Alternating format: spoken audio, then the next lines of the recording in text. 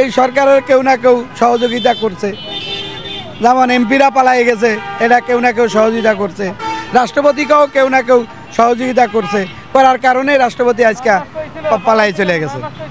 এরা এই কেউ না কেউ এখানে জড়িত আছে, জড়িত না থাকলে তো উনি পালাইতে পারে না।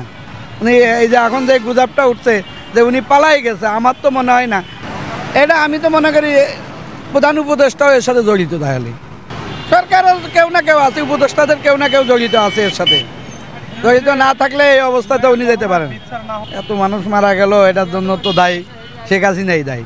এতজন এইটা শেখ হাসিনাও যেভাবে পালাই গেছে, রাষ্ট্রপতিও সেভাবেই পালাই চলে গেছে। তাছাড়া তো এই দেশে এখন মানুষ এই 20 কোটি লোক তাদের উসিলাই ছিল, এখন তো তারা এইভাবে পালাই চলে গেল। 16-17 বছর ক্ষমতায় ছিল হাসিনা, তারপরে এখন এই যে প্রধান, যেমন একবার চলে গেল প্রধান বিচারপতি, তারপর চলে গেল আমাদের প্রধানমন্ত্রী, এখন চলে গেল রাষ্ট্রপতি। এভাবে একের পর এক চলেই যাচ্ছে। এই দেশটা কি হবে তা তো বলা বড় কঠিন। আমাদের জনগণকে বিপদগ্রস্ত করে ফেলাই দিয়ে চলে গেল।